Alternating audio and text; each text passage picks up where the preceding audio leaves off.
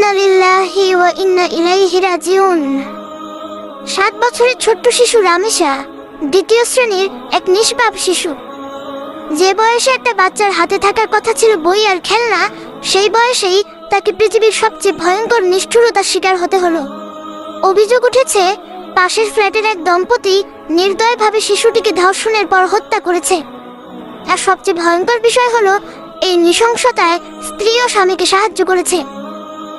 ভাবুন তো একবার, যে মুহূর্তে ছোট্ট রামেশার উপর অত্যাচার চলছিল, ঠিক সেই সময় তার মা ফ্ল্যাটের বাইরে দাঁড়িয়ে মেয়ের জুতা দেখে দরজায় ডাকাডাকি করছিলেন।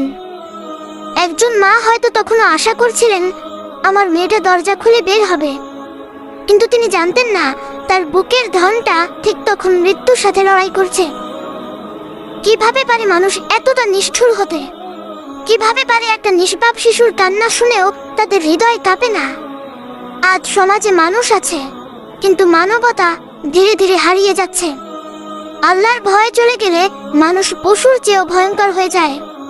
রাসূল সাল্লাল্লাহু আলাইহি ওয়াসাল্লাম বলেছেন, যে দয়া করে না তার প্রতি দয়া করা হয় না।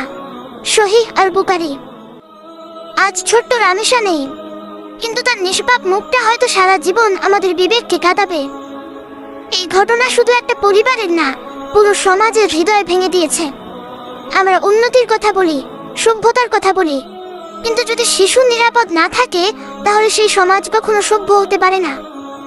আমরা ছোট্ট রামেশার হত্যার সুষ্ঠু বিচার চাই, দোষীদের সর্বোচ্চ শাস্তি চাই, যাতে আর কোনো মা এভাবে নিজের সন্তানকে হারিয়ে না কাঁদে।